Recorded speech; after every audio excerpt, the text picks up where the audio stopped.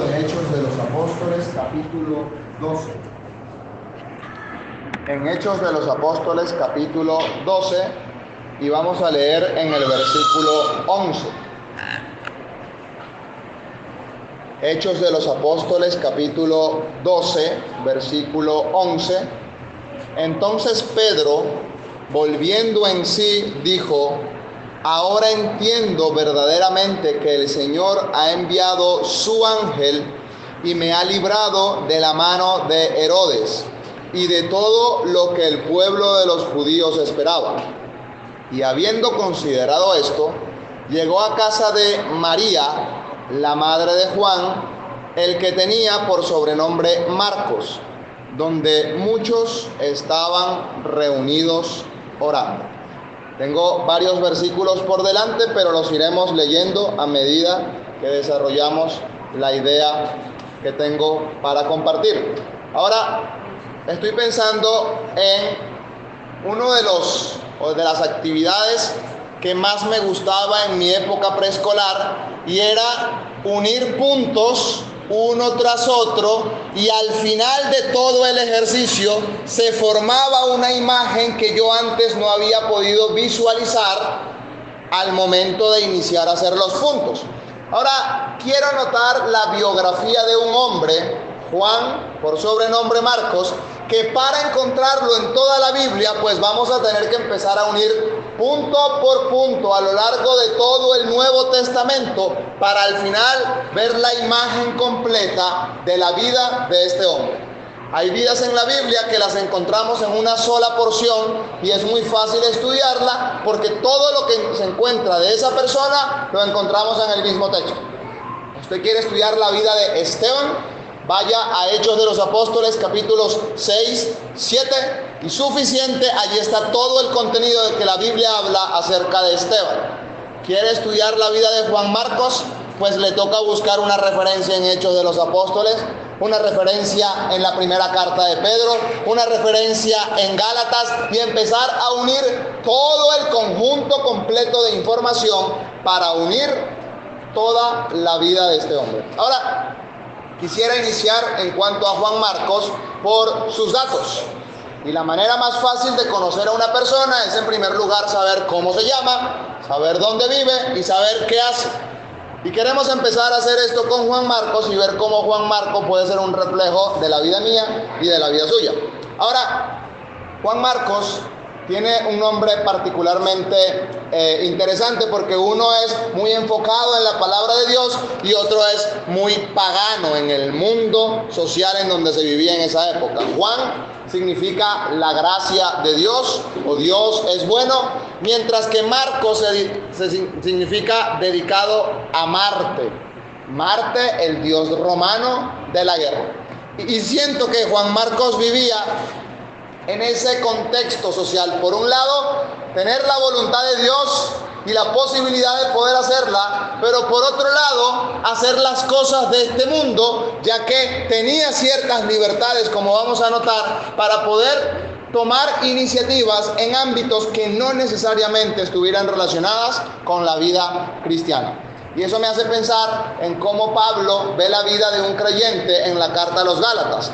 En Gálatas, el apóstol Pablo va a decir que Dios se agradó y lo apartó a él, al apóstol Pablo, desde el vientre de su madre y lo llamó por su gracia. Pensamos en el nombre Juan. Por otro lado, en Gálatas 4:3 dice que nosotros, cuando éramos niños, estábamos bajo la esclavitud y los rudimentos del mundo.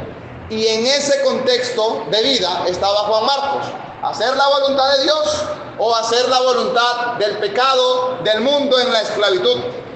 ¿Y no se parece eso mucho a la vida de un creyente?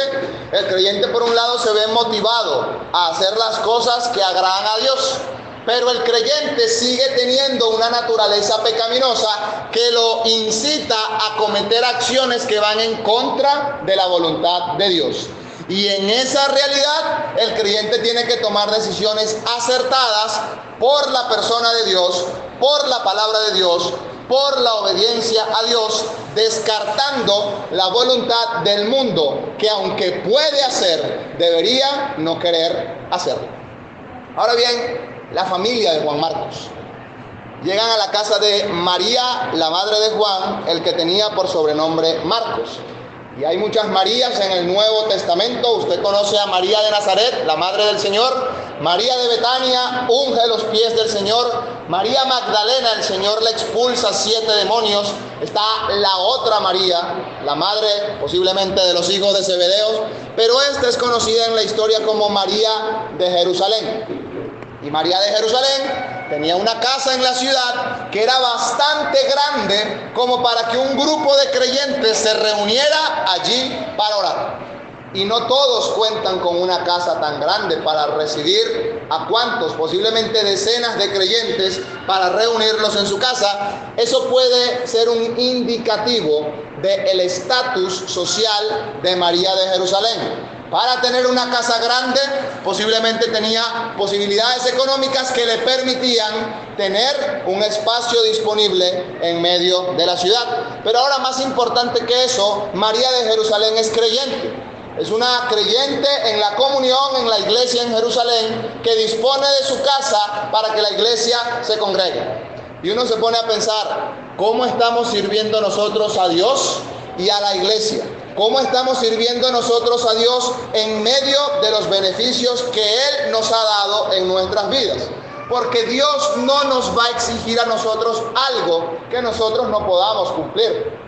Si Dios quiere que le sirvamos en un área, también nos va a capacitar y también nos va a dar de los elementos necesarios para poder servirle en esa área. María de Jerusalén tenía un servicio en el área de la hospitalidad, porque abría las puertas de su casa para que la iglesia se reuniera. Ahora, no solamente es que Juan Marcos es creyente y que su mamá también es creyente en la misma iglesia, sino que también hay otro creyente en la familia. Colosenses capítulo 4, versículo 10, lo leo rápido, dice: Aristarco, mi compañero de prisiones, os saluda, y Marcos, el sobrino de Bernabé. Y usted va a encontrar que Bernabé es una persona importante en el Nuevo Testamento porque forma parte de la primera encomendación de una iglesia gentil para predicar el evangelio más allá. Ahora, sobrino de Bernabé.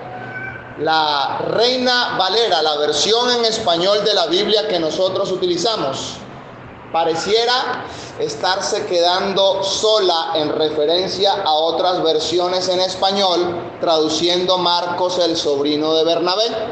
Versiones más contemporáneas están traduciendo Marcos, el primo de Bernabé.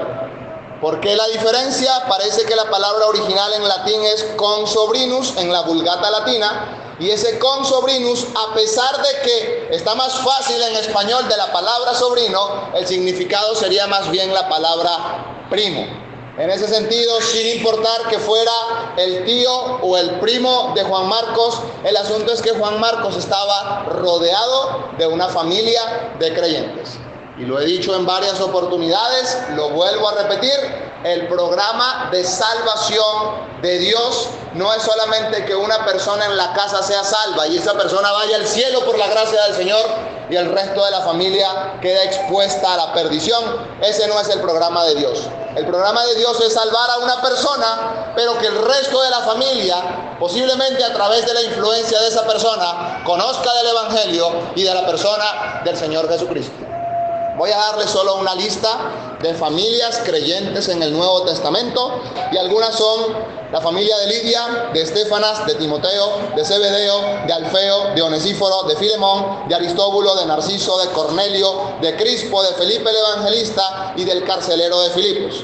Todas esas personas eran salvas, pero sus familias también habían llegado a conocer del Dios que había obrado eficientemente en un familiar y lo había transformado de las tinieblas a la luz admirable. Entonces tenemos a Juan Marcos, un creyente en una asamblea que forma parte de una familia de creyentes que tiene un estatus social con ciertas comodidades, y en ese contexto vamos a iniciar a ver la vida de Juan Marcos.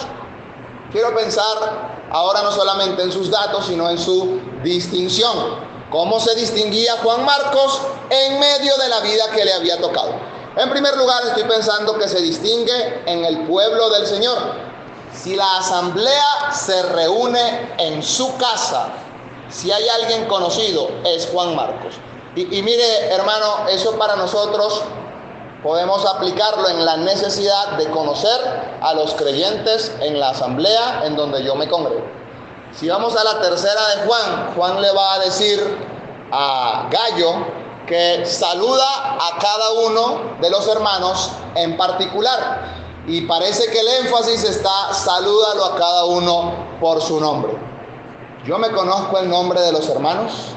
Y si no me lo conozco, ¿por qué no conozco cómo se llaman los hermanos? Debería yo ir creciendo en el conocimiento del pueblo de Dios en donde Él me ha congregado y saludar por nombre a cada uno de los creyentes. Eso puede enlazar y fomentar la comunión, incluso práctica, entre creyentes unos con otros. Pero ahora Juan Marcos no solamente es conocido en medio del pueblo del Señor y distinguido, sino que también Juan Marcos tiene una distinción por el hecho de servir de ayudante. Hechos de los Apóstoles, capítulo 12, versículo 25, más abajo de donde leímos, dice: y Bernabé y Saulo, cumplido su servicio, volvieron de Jerusalén, llevando también consigo a Juan, el que tenía por sobrenombre Marcos. Ahora, cuando unos evangelistas, unos predicadores, deciden que hay una persona en esa iglesia que los puede ayudar, que puede ser su ayudante en la obra del Señor, es porque están viendo un desarrollo espiritual y un ejercicio espiritual en esa persona. Usted puede venir a la iglesia, pero si no tiene ninguna intención de servir al Señor, posiblemente no vaya a crecer tan rápido en la vida cristiana como otros creyentes crecen. Y es sorprendente ver cómo creyentes con pocos años en la fe han adelantado mucho a creyentes que tienen más años en la fe, y todo tiene que ver con las decisiones que toma cada quien en la vida. Algunos quieren estar como el agua tranquila y en ese mismo lugar se encuentran dentro de 5 años, mientras que otros quieren ser como un agua en movimiento, y ese movimiento les permite desarrollarse en la fe que es en Cristo Jesús y ser más útiles y ser personas más capaces de lo que eran hace 5 años atrás. Ahora bien, Juan Marcos tenía este ejercicio. Era una persona conocida en la asamblea, pero conocida también en medio del pueblo del Señor. Y ahora bien, pensando un poco en este servicio al Señor, Hechos capítulo 13, versículo 5 dice: y llegados a Salamina, anunciaban la palabra de Dios en las sinagogas de los judíos, tenían también a Juan de ayudante. No solamente es que se lo llevaron para que los ayudara, sino que ya en medio de los predicadores Bernabé y Saulo estaba Juan de ayudante. Y cuán importante es estar al respaldo de una persona que conoce la palabra de Dios. Una persona a la cual uno le puede hacer una pregunta y eliminar dudas que uno pueda tener en relación a lo que lee en la palabra de Dios. Una persona a la que uno pueda escuchar un mensaje adecuado para una ocasión oportuna y que con denuedo anuncie el evangelio, la palabra de verdad a los perdidos. Exponerse a la palabra de Dios alumbra el entendimiento de los incrédulos. Cuanto más exponerse a la palabra de Dios, un creyente puede seguir madurando y creciendo en la fe. Juan Marcos tuvo el privilegio, antes de que existieran todos estos medios de comunicación y poder colocar lo que uno quiere escuchar, tuvo el privilegio de escuchar la palabra de Dios de parte de Pablo, de parte de Bernabé. Pero ahora, ¿qué pasa con Juan Marcos? Las cosas van bien en la vida, espiritualmente, viento en popa. Económicamente, las cosas van caminando bien. En cuanto a la experiencia, ha tenido experiencias en la vida cristiana que le han permitido crecer y ser un hombre posiblemente más maduro de lo que era antes. Pero ahora quiero ver su deserción en el servicio al Señor. Se devolvió, no quiso seguir trabajando en la obra del Señor. Hechos capítulo 13, versículo 13. Habiendo zarpado de Pafos, Pablo y sus compañeros arribaron a Perge de Panfilia, pero Juan, apartándose de ellos, volvió a Jerusalén. Ellos, pasando de Perge, llegaron a Antioquía de Pisidia. Ahora, el contexto es el siguiente. El siglo I, no hay carros como los que hoy conocemos. Él es el ayudante, posiblemente va a tener que hacer un esfuerzo físico por cargar las maletas o el animal de carga que lleven, y están en una planicie y ven por delante las montañas, y a la ciudad en donde van está detrás de esas montañas, arriba en la cumbre. Juan Marcos posiblemente se pone a analizar la situación. En Jerusalén a mí no me falta nada. En Jerusalén yo no tengo que andar haciendo esfuerzos físicos más allá de los que yo quiera hacer. Esto es bastante grande para lo que yo quiero tolerar, y posiblemente al notar dificultades, Juan Marcos decide desertar. Juan Marcos decide regresarse. Ahora, más adelante va a haber un problema entre Pablo y Bernabé, y Pablo le va a decir a Bernabé que cómo van a llevar a la obra a Juan Marcos si se apartó con ellos desde Panfilia, cuando más lo necesitaban, cuando más ayuda requerían, posiblemente con el equipaje, con las bestias, con la carga para subir la montaña. Juan Marcos se va. No quiere continuar en la obra del Señor. Y a veces creemos que la obra del Señor es únicamente los aspectos espirituales, pero hay aspectos materiales y prácticos que también tienen que ver con la obra del Señor. Y Juan Marcos no estuvo dispuesto a ser parte del grupo de predicadores que iba a llevar el evangelio a Antioquía de Pisidia. Las cosas se iban a poner feas para Pablo y Bernabé cuando llegaran a esa ciudad, pero Juan Marcos no estuvo dispuesto a pagar el precio del servicio al Señor. Primera razón para desertar en la vida cristiana, al notar dificultades. ¿Y no nos pasa eso a veces? A veces vemos el contexto y la vida y nos cansamos, y nos sentimos solos, y nos sentimos abrumados con toda la situación que pasa, con toda la realidad que estamos viviendo. ¿Y qué hacer? ¿Tenemos la opción de desertar como Juan Marcos, o tenemos la opción de seguir adelante? Bueno, el consejo de la palabra de Dios no es a imitar a esta persona, sino a seguir adelante al premio del supremo llamamiento. Ahora bien, no solamente quiero pensar que se fue porque notó dificultades, también quiero considerar que se fue porque el liderazgo cambia. Y bueno, es muy fácil estar en la comunión de la asamblea si los ancianos son Jairo y Peter, pero si pasan 20, 30 años y se levantan otros ancianos en la asamblea, yo como que me lo voy a pensar si sigo en la asamblea. Porque es que una cosa es estar bajo el pastoreo de Jairo y Peter, y otra cosa es estar bajo el pastoreo de otros hermanos en el futuro. Ahora bien, ¿qué está pasando con Juan Marcos? Le voy a leer ciertos versículos para que usted vea quién tiene el liderazgo. Hechos capítulo 11, versículo 30. Lo cual en efecto hicieron, enviándolo a los ancianos por mano de Bernabé y Saulo. ¿Quién está primero? Bernabé y Saulo. Capítulo 12, versículo 25.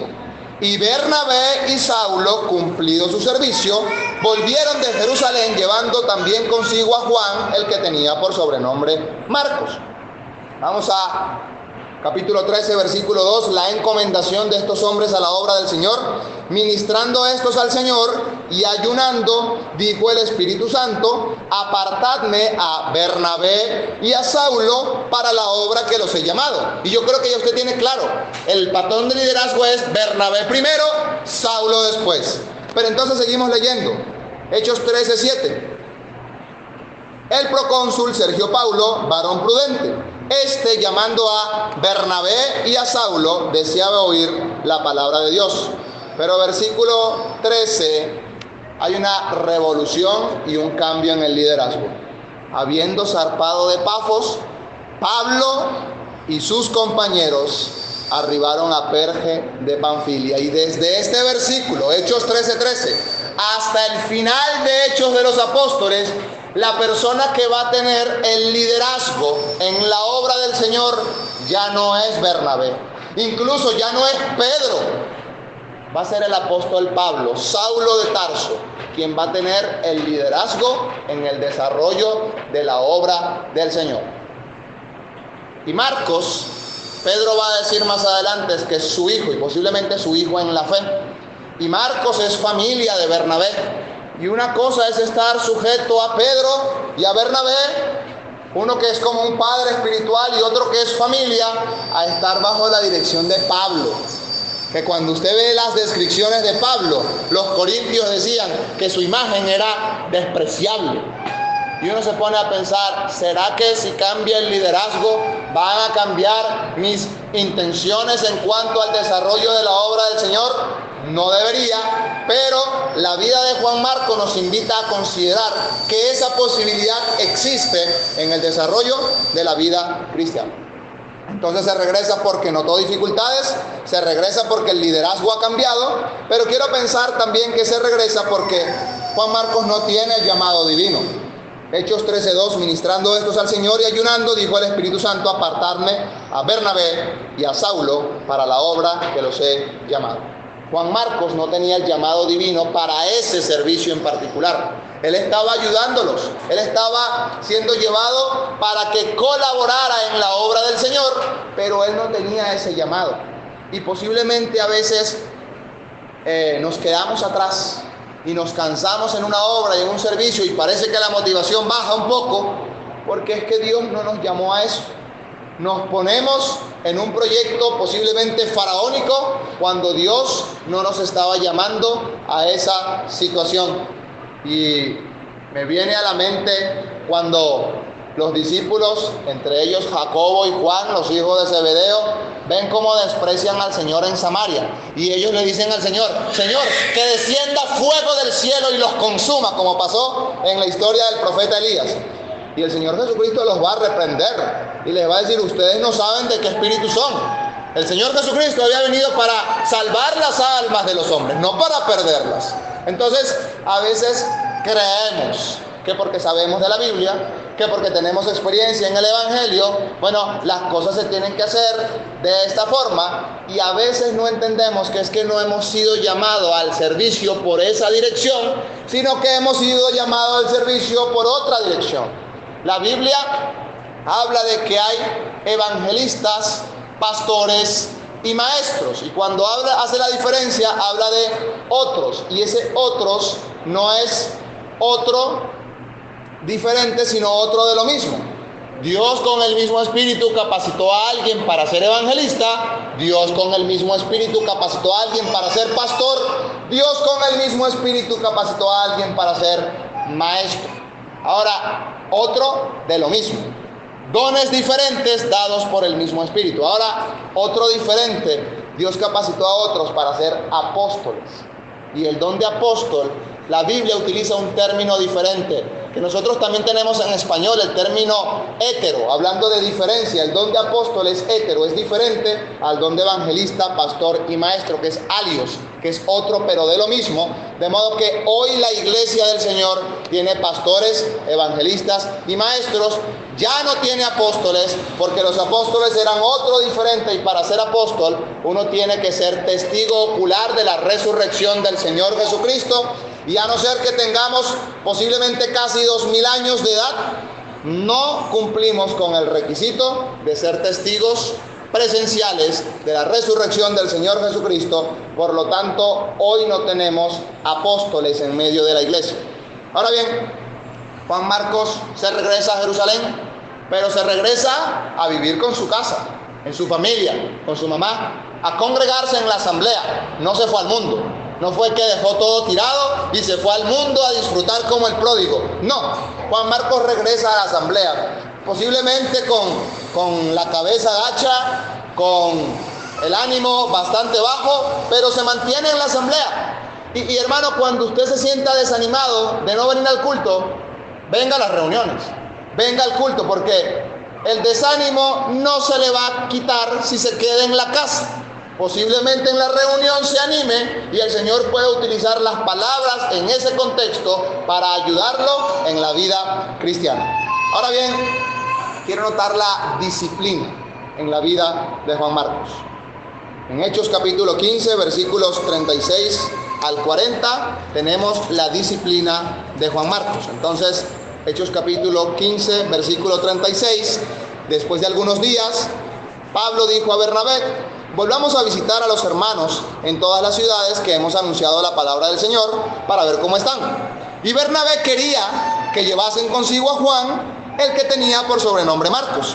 Pero a Pablo no le parecía bien llevar consigo al que se había apartado de ellos desde Panfilia. Y hubo tal desacuerdo entre ellos que se apartaron el uno del otro. Bernabé, tomando a Marcos, navegó a Chipre, y Pablo, escogiendo a Silas, salió encomendado por los hermanos a la gracia del Señor, y pasó por Siria y Cilicia, confirmando las iglesias. Ahora, los hermanos que Juan Marcos había dejado al subir la montaña regresaron de nuevo a la asamblea en Antioquía, y eventualmente en Antioquía con el tiempo estaba Juan Marcos allí. Y después del viaje misionero que hacen los hermanos, regresan a Antioquía, y Pablo le dice a Bernabé: vamos de nuevo a ver cómo están los hermanos por allá en la obra del Señor. Y Bernabé dice a Pablo: bueno, llevemos a Juan Marcos con nosotros. Y Pablo le dice: no, señor. Y es impresionante ver, hubo tal desacuerdo entre dos siervos del Señor, entre dos creyentes que son maduros en la fe. Hubo tal desacuerdo, y uno puede considerar que la vida cristiana no es una vida en donde todos vamos a tener el mismo punto de vista. Aunque sean creyentes maduros en la fe, con años en el Evangelio, se pueden presentar perspectivas diferentes a razón de la misma realidad que se analiza en la palabra de Dios. Y eso fue lo que pasó con Pablo, y eso fue lo que pasó con Bernabé. Hubo tal desacuerdo que ellos se separan. Bernabé toma a Marcos y se va a la isla de Chipre. Pablo sale encomendado a la obra del Señor con Silas, y es una referencia a que Silas también salió encomendado a la obra y era un misionero que iba a predicar el Evangelio. Pero entonces Juan Marcos no vuelve a ver al apóstol Pablo, porque el apóstol Pablo se va a lo que hoy es Turquía, mientras que Bernabé y Juan Marcos se van a lo que hoy es el país de Chipre. Entonces, países diferentes, contextos diferentes. Posiblemente Bernabé hace eso para ayudar en la vida de Juan Marcos. Bernabé era natural de Chipre, y si era natural de Chipre es que su familia estaba allá. Y si él es familia de Juan Marcos, posiblemente Juan Marcos conoce algunos contactos en Chipre, y Bernabé está cuidando el corazón de Juan Marcos. Bernabé está cuidando y protegiendo la vida de Juan Marcos, porque Juan Marcos necesita una disciplina, pero más que eso, Juan Marcos necesita una restauración. ¿Qué habrá sido para Juan Marcos ver cómo el apóstol Pablo y Bernabé discutían por un asunto que él mismo había causado? Habría generado incomodidad, habría generado quizás pesadez en el corazón. ¿Y qué de la vida de Juan Marcos de ahora en adelante? Pero ahora Juan Marcos tenía que entender: nuestro pecado no solamente trae consecuencias en nuestras vidas, sino que trae consecuencias en las vidas de las personas que yo tengo en el entorno inmediato. La falla de Juan Marcos afectó la comunión entre Bernabé y Pablo. Pero ahora, ¿qué va a hacer Juan Marcos? Juan Marcos pasa por todo un proceso disciplinario y va a ser restaurado. Y quiero leer no solamente la disciplina, sino ahora la dedicación de Juan Marcos en la obra del Señor. Colosenses capítulo 4, versículo 10. Leímos la primera parte al principio, vamos a leerlo completo. Aristarco, mi compañero de prisiones, os saludas, y Marcos, el sobrino de Bernabé, acerca del cual habéis recibido mandamientos, si fuere a vosotros, recibidle. Y Jesús llamado Justo, que son los únicos de la circuncisión que me ayudan en el reino de Dios y han sido para mí un consuelo. La carta a los Colosenses la escribe el apóstol Pablo. La misma persona que dijo: Juan Marcos conmigo no va. Juan Marcos se queda acá y no va a la obra del Señor. Ahora la misma persona, el apóstol Pablo, años después, está escribiéndole a los Colosenses diciendo: Juan Marcos es mi compañero de prisiones. Juan Marcos es un compañero. Juan Marcos, si va a ustedes, recíbanle, una persona que merece ser recibida. Juan Marcos me ayuda en el Evangelio, sigue siendo un ayudante. Juan Marcos ha sido para mí un consuelo. De ser el siervo que falló a ser un siervo restaurado. en medio del servicio al Señor. Y a veces los creyentes creemos que la circunstancia de la vida que vivimos nos está definiendo como creyentes, y no es así. Juan Marcos es un ejemplo de que en el Señor hay restauración y en el Señor hay renovación espiritual. Y Colosenses capítulo 4, versículo 10 es un ejemplo de esta realidad. Ahora bien, Filemón capítulo 23. Si usted no conoce un poquito Filemón versículo 23. Si no conoce el contexto, Onésimo está llevando la carta a los Colosenses y la carta a Filemón. Las dos cartas van juntas desde Roma hasta Colosas para entregarlas. Es decir, la carta a Filemón es la parte de la misma correspondencia que Colosenses. Y en el versículo 23 dice: te saluda Epafras, mi compañero de prisiones en Cristo Jesús, Marcos, Aristarco, Demas y Lucas, mis colaboradores. No solamente es que es un consuelo, sino que Marcos es un colaborador en medio de la obra del Señor, y lo dice el apóstol Pablo, de modo que esas asperezas que existían en el desarrollo de la obra han quedado limadas, y eso nos enseña a nosotros que en la vida cristiana, a pesar de tener puntos diferentes de ver la vida, debemos tener sanas relaciones interpersonales con todos los creyentes, y bien lo decía hace unos 15 días atrás el hermano Jairo en su discurso. Ahora bien, las últimas palabras de Pablo, la segunda carta a Timoteo. En la segunda carta a Timoteo, capítulo 4, versículo 11, el apóstol Pablo, cercano a la muerte, va a decir: solo Lucas está conmigo. Timoteo, toma a Marcos y tráele contigo, porque me es útil para el ministerio. El siervo inútil en el pasado es el siervo útil en el presente, y no por ósmosis, sino por un ejercicio propio, consciente en la vida de Juan Marcos de querer hacer las cosas bien para la obra del Señor. Primera de Pedro, capítulo 5, versículo 13, la iglesia que está en Babilonia, elegida juntamente con vosotros, y Marcos mi hijo os saluda. Entonces Marcos está con Pedro, y posiblemente Pedro es la fuente primaria de donde Marcos obtiene la información para escribir un evangelio que lleva el nombre de un siervo imperfecto. Porque de los 4 evangelios, Mateo, Marcos, Lucas y Juan, el evangelio de Marcos fue escrito por este hombre. El siervo imperfecto que le falla al Señor tiene el privilegio de escribir un evangelio que tiene como énfasis hablar de el siervo perfecto que nunca le falla a Dios. ¿Y qué contraste? El escritor, un siervo imperfecto, va a tomar esa idea central para escribir de Cristo, el siervo perfecto que siempre hizo la voluntad de Dios y que hizo un servicio adecuado en cada contexto de la vida hasta entregar su cuerpo, su vida en el Calvario. Ahora bien, quiero terminar, y aquí me quiero dar cierta licencia. Esto no es la ley de Persia y Media que no puede ser abrogado. Esto es solamente una línea de pensamiento que no está confirmada, que quizás podríamos confirmarla en la gloria o refutarla en la gloria, pero nos toca esperar hasta allá. Pero quiero ir a Marcos capítulo 14, versículo 51. Es solo un punto de vista, pero quizás puede ayudar a engranar el contexto.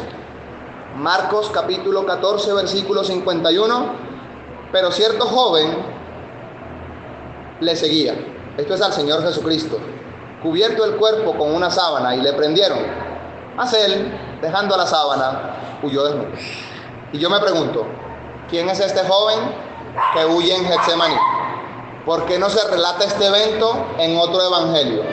¿Por qué ocupar 2 versículos de la Biblia justo antes de terminar el evangelio de Marcos para un evento que parece circunstancial, que no le suma nada a la historia de la redención y que no le resta nada? Que andaba por ahí un joven con una sábana y le quitaron la sábana y huye desnudo.